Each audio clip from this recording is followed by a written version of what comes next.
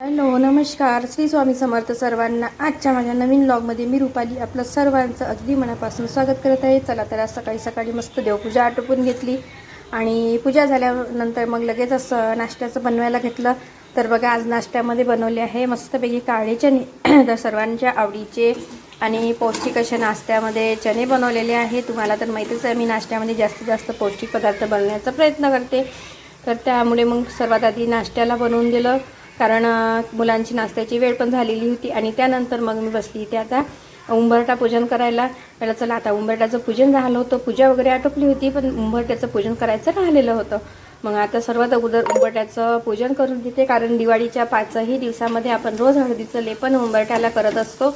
आणि त्यानंतर मग उंबरठ्याची पूजा तशी तर शक्य झालं तर मी रोजच करते, पण मला वेळ नाही मिळाला तर मी पण आवर्जून मी गुरुवारला आणि मंगळवारला करतच असते। तर मस्तपैकी देवपूजा करून घेतली, उंबरठ्याची पूजा केली आणि चला तर आता मुलांना औक्षवण पण करायचं आहे। आज आहे अभंग स्नान।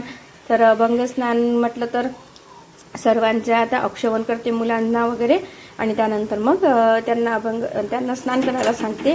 तर इथं मी आता औक्षवण केलं, मग माझं बघून दिशा बोलली की मी पण करते म्हणून। मग तिने पण केदारला उठणं वगैरे लावलं आणि औक्षवण केलं। तर हा होता माझा आजचा व्हिडिओ। तुम्हाला कसा वाटला आणि नरक चतुर्दशीच्या सर्वांना खूप खूप शुभेच्छा।